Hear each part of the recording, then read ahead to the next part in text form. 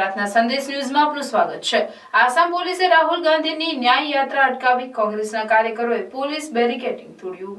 કોંગ્રેસના પૂર્વ અધ્યક્ષ રાહુલ ગાંધીની આગેવાની હેઠળની ભારત જોડો ન્યાય યાત્રાને મંગળવારે ગુવાહાટીમાં પ્રવેશતા અટકાવવામાં આવી હતી। યાત્રા અટકાવી દેવાયા બાદ કોંગ્રેસના કાર્યકરો રોષે ભરાયા હતા અને વિરોધમાં ત્યાં લગાવેલ બેરિકેડ તોડી નાખ્યા હતા।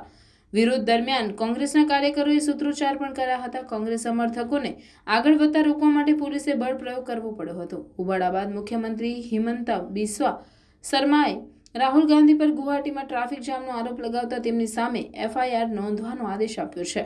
આ પ્રસંગે લોકોને સંબોધતા રાહુલ ગાંધીએ કહ્યું કે બજરંગ દળ આ માર્ગ પરથી પસાર થયું હતું। બીજેપી અધ્યક્ષ JP નડ્ડાની રેલી પણ આ જ રૂટ પર યોજાઈ હતી। અહીં બેરિકેડ હતા। અમે બેરિકેડ તોડી નાખ્યા પણ અમે કાયદો નહીં તોડીએ। અમને નબળા ન સમજો। આ કોંગ્રેસના કાર્યકરોની તાકાત છે। આસામના લોકોને દબાવવામાં આવી રહ્યા છે। વિદ્યાર્થીઓ સાથેનો મારો સંપર્ક રદ કરવામાં આવ્યો હતો।